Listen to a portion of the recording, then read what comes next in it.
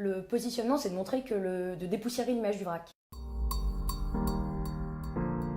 Bonjour Maëlie et Marianne, et merci de nous accueillir pour parler de l'intendance que vous avez donc créée cette année. Donc est-ce que vous pouvez nous expliquer un petit peu le concept de votre entreprise? Alors l'intendance, c'est un site en ligne qui propose des produits qui sont alimentaires, cosmétiques, bio à 95%. Ça va vraiment du riz, des pâtes à des produits un peu plus élaborés comme du risotto, du thé ou encore du café. On propose beaucoup de produits pour la salle de bain.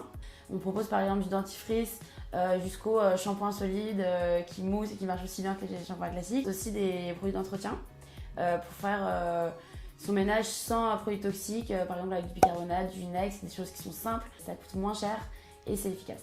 Et les commandes arrivent dans un sac filet comme ça chez le client. Et donc tout ce qui est en verre sont dans des contenants qui sont consignés.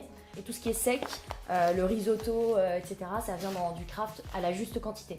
Parce qu'il faut savoir, c'est qu'on le livre à vélo ou alors en scooter électrique. Il est important pour nous que la livraison soit décarbonée pour être cohérent. On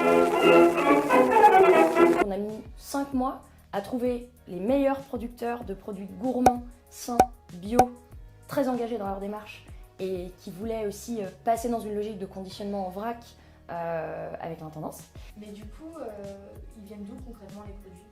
Alors ils sont principalement locaux, issus de circuits courts les produits. Par exemple, les pâtes viennent des Vosges, d'un artisan pastier. Le miel vient du Gâtinais dans les Yvelines. Et on est vraiment très heureux de travailler avec les producteurs avec lesquels on fonctionne, parce qu'ils sont engagés, responsables, et ça dicte un peu notre sélection. Après voilà, nous ce qui guide nos décisions, c'est le bon sens. On choisit des produits qui sont issus du commerce équitable, par exemple le chocolat ou le café, qui sont des produits dont on n'est pas forcément prêt à se passer. Ils ne sont pas produits en France, donc on les a pas exclus. Pour les commandes, ça se passe comment? Avec qui travaillez-vous? Donc la préparation des commandes se fait dans un établissement qui favorise la réinsertion de personnes en situation de handicap. Eux, ils reçoivent tous les produits en grand conditionnement.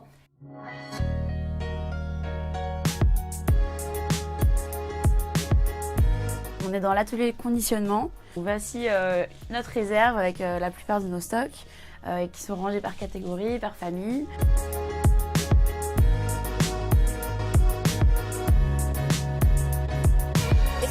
Le papier peut aller au compost? Oui, tout à fait. Et si vous n'avez pas de compost, vous pouvez nous les rendre et nous on composte à votre place.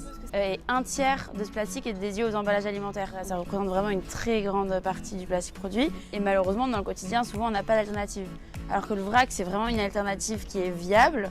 Il suffit juste de s'organiser et elle permet aussi de réduire le gaspillage alimentaire puisqu'en fait tu choisis tes portions. En fait, on revient un peu au mode de consommation d'avant.